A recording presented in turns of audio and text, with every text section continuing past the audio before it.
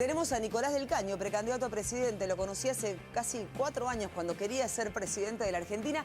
Yo quiero preguntarle al Caño cómo es un país gobernado por la izquierda. Que él me dé el ejemplo hoy de cómo sería ese país con el candidato a presidente. Yo quiero que me cuentes, Nicolás, cómo es el país gobernado por vos. Buenas noches, ¿cómo estás? ¿Cómo estás, Viviana? Bien, gracias por venir. No, gracias a vos. Bueno, yo te conocí hace casi 4 años cuando eras candidato a presidente. Fui a tu casa, estuve con tu mujer, con la gente con la que viven, que es como una especie de cooperativa, ¿se puede decir? No, bueno, en ese momento vivíamos con un amigo nuestro y ahora vivimos con Virginia, con mi compañera, que es docente, trabajadora de la educación. Alquilamos. Digo esto porque escuchando quizás uno piensa esto, ¿no? Qué distintos somos, ¿no? Porque nosotros como diputados cobramos lo mismo que un trabajador y el resto de la dieta la aportamos a la lucha de las trabajadoras, de los trabajadores. Contale a la gente, amplíale a la gente cómo es eso que hacen con el sueldo que reciben. Mira, no es que vos cobras el sueldo del diputado y lo llevas a tu casa y ahorran, compran las cosas. Hoy un diputado nacional, sin contar desarraigo, su dieta es de 150.000 pesos. Sin contar los que cambian los pasajes, ¿no? Que hacen este canje por dinero. Bueno, nosotros cobramos lo mismo que un trabajador. En nuestro caso, del PTS, con mis compañeras y compañeros, son 27.000 pesos y el resto lo aportamos a la lucha de trabajadoras, de trabajadores de distintos lugares que vos recorres el país y es una infinidad de conflictos. O sea, vos ganás 150 pero vivís con 27 y el resto claro, lo distribuyen. Lo aportamos a distintas causas populares, distintos sectores. Entonces, digo, pero también te puedo dar ejemplos de compañeros que son trabajadores que han estado en sindicatos, ¿no? Como nuestro compañero Raúl Godoy, que es obrero de Sanón, una fábrica emblema del 2001, recuperada por sus trabajadoras y trabajadores, puesta a funcionar bajo su propia gestión en aquella crisis, que él, por ejemplo, fue miembro del sindicato y luego volvió a trabajar. También fue diputado en la provincia, lo es actualmente en la provincia de Neuquén y después volvió a trabajar. Digo, porque vos decías recién, recién decías la cantidad de años que llevaban algunos que están en el secretariado general de un sindicato 40 años, por ejemplo, ¿no? Y vos decís, bueno, qué distintos somos nosotros de la izquierda, apostamos a algo completamente distinto, a recuperar los sindicatos, por lo que decía anteriormente Plaini, es decir, que nosotros creemos que hay que recuperar los sindicatos porque esa cúpula sindical es la que evidentemente tranza con todos los gobiernos. No me van a decir que es democrático el sindicalismo en la Argentina cuando muchos compañeros, trabajadores y trabajadoras quieren presentar una lista de oposición, son marcados directamente. Mira, yo trabajé en un call center y cuando venía el sindicato de comercio, que estábamos en ese momento en el sindicato de comercio, se reunían con recursos humanos, ¿no? Y siempre se reunían con la empresa, nunca hacían una asamblea, nunca con los trabajadores. Y cuando había algún sector que se quería empezar a organizar, directamente lo buchoneaban. Digo, eso pasa en muchísimos sindicatos y por eso el sindicalismo combativo y la izquierda es muy importante porque se plantea otro tipo de construcción y verdaderamente enfrentar estas políticas. La CGT, la cúpula de la CGT, a ver, ahora, verdaderamente frente a Macri, lo dijo Duhovne, ¿no? Dijo que cualquier otro gobierno con el ajuste que hicieron no llegaba a terminar su mandato, porque la CGT fue cómplice, más allá de algún paro. El de hoy fue contundente, los trabajadores tienen mucha bronca, la situación para muchos es desesperante, entonces el paro es una expresión del rechazo a la política del gobierno de Macri, del FMI, y eso está claro. Ahora, no hay una continuidad planteada por los dirigentes sindicales, para nada. Ahora, el peronismo, va como medio aliado al sindicalismo. La izquierda, ¿a qué va aliada, digamos? No, nosotros, mira, de Frente Izquierda lo conformamos distintas fuerzas políticas. Bueno, en mi caso, junto a Miriam Bregman, a Cristian Castillo, otros compañeros también, somos del PTS, los compañeros del Partido Obrero. En el caso, Romina del Pla, vamos a ir juntos en la fórmula presidencial.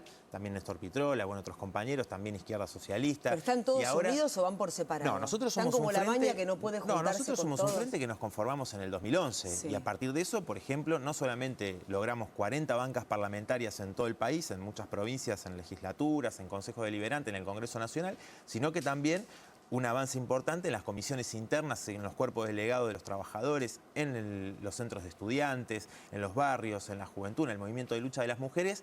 Y creo que ahora tenemos la posibilidad, y eso es lo que venimos insistiendo, de poder sumar a otros sectores de izquierda. Pero, por ejemplo, Nicolás, ¿cómo es un país gobernado por vos, por la izquierda? ¿Cómo es ese país? Bueno, nosotros apostamos a que toda la riqueza social, ¿no? Primero que no sería gobernado por mí, sino por el conjunto de los Claro. trabajadores, de los sectores populares, es decir, toda la riqueza social que tiene el país, las tierras, las grandes industrias, los bancos, que hoy, los recursos naturales, que hoy se apropian de esa riqueza social, un pequeño puñado de grandes empresarios nacionales y extranjeros también, especuladores, toda esa riqueza tiene que estar puesta en función de las necesidades de las grandes mayorías del pueblo. Es decir, que eso no puede estar en función de la sed de ganancia de los empresarios, de cuánta plata van a ganar. Te doy el caso, por ejemplo, de los servicios públicos. ¿Por qué están los tarifazos que tenemos?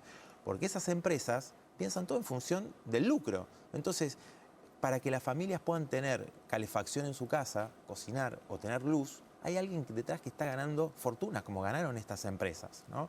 Entonces, nosotros ¿qué apostamos? A que todo esté puesto en función, a que no exista el lucro, que todo esté puesto en función de las necesidades del pueblo y haya una planificación racional. ¿Qué quiere decir esto? Que se pueda planificar y decir, bueno, tiene que llegar a todas estas familias. Recién te contaba de Raúl Godoy, de Neuquén, nuestro compañero obrero y diputado. Él me decía, mira, acá está Vaca Muerta, pero a 5 minutos hay familias que no tienen gas natural.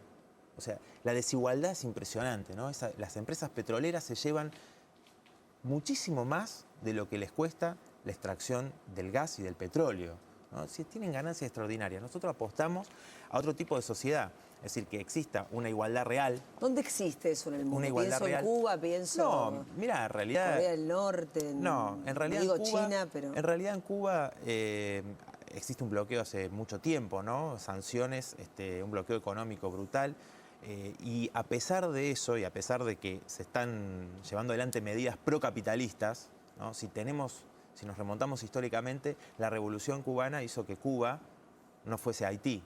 Es decir, uno de los países más pobres, ¿no? Pudo tener, por ejemplo, hoy en la medicina, un avance enorme porque justamente hay recursos destinados a eso. Ahora, nosotros nos compartimos, por supuesto, el régimen castrista, pero sí defendemos las conquistas que hay de la revolución. Ni hablar la educación en Cuba, ¿no? Mucha gente que se va a atender a Cuba por el avance de la medicina. Y eso también, o sea, ¿por qué no se descubren curas para enfermedades, por ejemplo, como el cáncer, ¿no? La otra vez veíamos cómo el CONICET ha sido recortado. ¿Por qué no se descubre curas para...? Porque no hay recursos, no hay dinero que se destine a eso. No hay recursos. Todo ahora está puesto en función y la discusión del país, inclusive, si vos ves los candidatos o distintas fuerzas políticas, hoy están debatiendo cómo se garantiza el pago de la deuda a los especuladores, ¿no? Al Fondo Monetario Internacional y a los acreedores, ¿no? Entonces, toda la discusión pasa por ahí, no cómo resolvemos el problema del salario, del empleo, de los jubilados y las jubiladas. Mirá, hoy, para que un jubilado no sea pobre, tendría que ganar 28.000 pesos.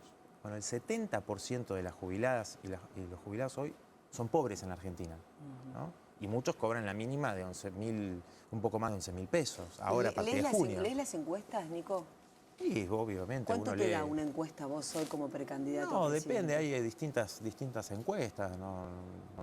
Pero en general, las que hacen ustedes... No, hay encuestas que nos dan 5%, otras que nos dan quizás un poco más, otras un poco menos. Nosotros estamos apostando, como te decía anteriormente, a lograr una unificación con otras fuerzas de izquierda. Hemos convocado, por ejemplo, a Luis Zamora, que lamentablemente tuvimos una primera respuesta negativa, todavía hay tiempo. ¿Y por qué no se quieren juntar? Porque sumarían mucho más, digamos, juntos. Bueno, habría que preguntarle por qué no quiere sumarse. Nosotros hemos hecho algunas reuniones, nos han contestado que hay cosas en las que no coinciden.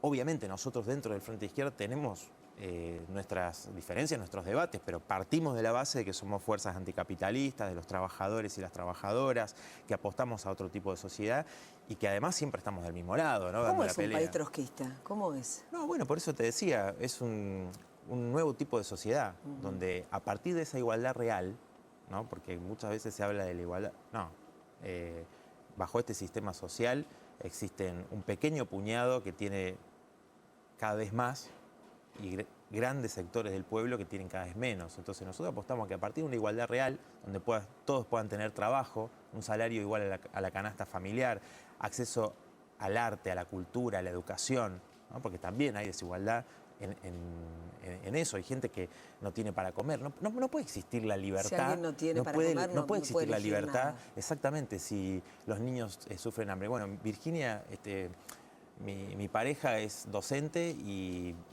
en la escuela muchas veces los pibes no van a la escuela porque los papás no tienen para mandarlos porque se quedaron sin laburo. O muchas veces van por un plato de comida. Y bueno, ¿cuál es la igualdad en la educación si los pibes tienen hambre?